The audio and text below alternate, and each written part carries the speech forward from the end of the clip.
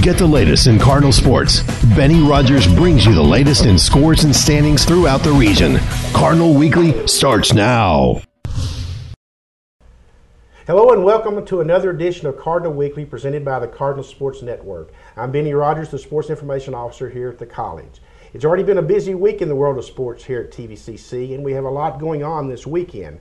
Friday and Saturday night, the 5th annual TVCC Rodeo will be front and center at the Henderson County Fairgrounds. We'll talk more about that in just a moment with a special guest.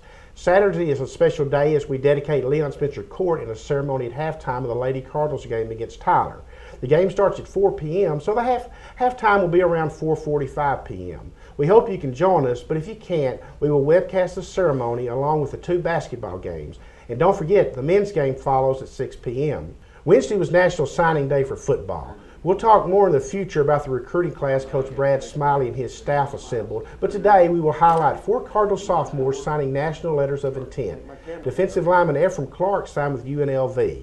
Offensive lineman Josiah St. John with Oklahoma. Linebacker Vidal Johnson with Stephen F. Austin. And offensive lineman Carrington Wellington with Memphis. Congratulations to these young men and the best of luck at the next level. And now let's turn our attention to rodeo. We're very excited to have our rodeo coach, Brent Bratt, with us to talk about the rodeo and about this year's team. Brent, with approximately 400 competitors representing 20 colleges and universities expected for the rodeo, it goes without saying this is a pretty big event. Tell us what you have planned and the things that will get started each day. Well, on Friday, we'll get started at noon. We'll have our slack. We run a slack. Everybody is not able to run in our performance because we don't have enough time to allow all the contestants. You're looking at about 350 to 400 contestants. So we'll start our slack at noon on Friday. We'll run that through. It'll be done approximately around 3 or 4 o'clock. Then we'll go into our performance at 7:30 that night.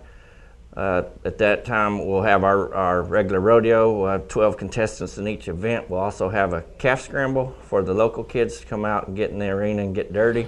A possibility to get a few prizes too. And then we'll have some rough stock slack, which will be very exciting. We'll have some bareback riders and bull riding after the rodeo. So that'll probably start around 10 o'clock and go till 12 o'clock, I'd guess. And then on Saturday, we'll get started at 11. And we will go through the same procedure as we did Friday, about 3 o'clock, and then we'll start our short go, which will take the top 10 out of all those who competed out of all the 3 past performances. We'll take the top 10 of those for Saturday night, so it'll make for a very exciting rodeo. Well, this is year 5 of the rodeo, and it seems to grow in size and popularity each year, doesn't it? Yes.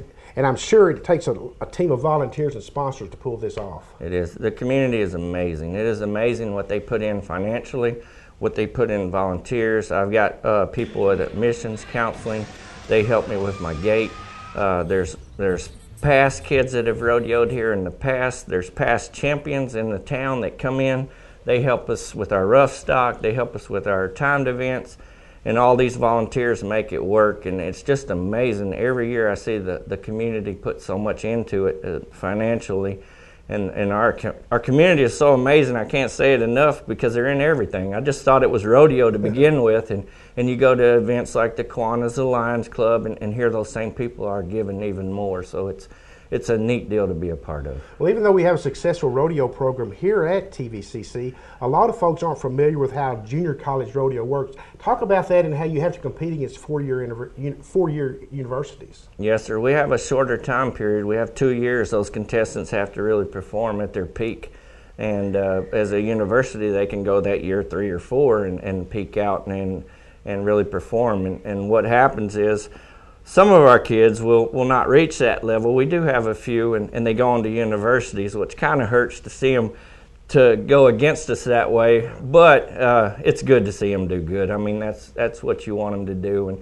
And we do have some special kids that do turn out and show a lot of maturity and at the rodeo and really use their head and their mind, and those wind up getting points for our team and have done real well for us this year. Well, you have quite a few members this year who are having solid years for you. Talk to us about those kids and where they stand in the regional rankings and why that's so important at the end of the year. I've got some team ropers that are sitting first in the region. They're sitting second in the nation, Lightning Allegra and Colby Miller. And they're just super. I mean, just the way they rope and handle themselves, they're mentally into rodeo. I've also got a bull rider, Austin Gross. He's in the top 10. And also my steer wrestler, Justice Witcher and Hunter Ferguson. They both are steer wrestlers.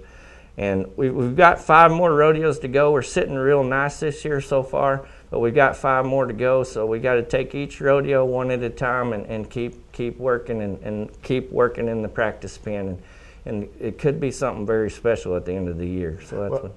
We wanted you to tell us what's next for the rodeo team, but before you get to that, talk about how nice it is for your kids to finally get to compete at home and what that must mean to them. Right, at home it's so special. Like we were saying earlier, you get to sleep in your own bed, you're in your own arena, and you know the people that are working the rodeo, so it's very neat. Plus you get to perform it in front of your home crowd, and you'll have a lot of family members there, and it's just a neat experience. As far as what's coming up, we've got 4 more rodeos. We'll go to Wharton, A&M, Hillsboro, and let's see, I got one more. Some reason it slipped my mind. Well, Kingsville. Yeah, okay. That's the furthest away. I try to forget that rodeo, but it's next. But it'll be coming up, so we're looking forward to going to those. Well, it looks like you're going to catch a break in the weather this year. It may rain Saturday, but that's a lot different than the snow and ice that you've dealt with in the past. That'll be very good. That'll help our crowd, yes. It really will. That will. Well, Brent, we want to thank you for dropping by and talking about rodeo and the rodeo team, and we wish you a lot of luck with the rodeo and the rest of the year, of course, as your kids try to qualify for the national finals rodeo on the collegiate level. That's going to wrap it up for this edition of Cardinal Weekly. Thank you for joining us. We hope you'll be back again to see us next week. For the Cardinal Sports Network, I'm Benny Rogers reporting.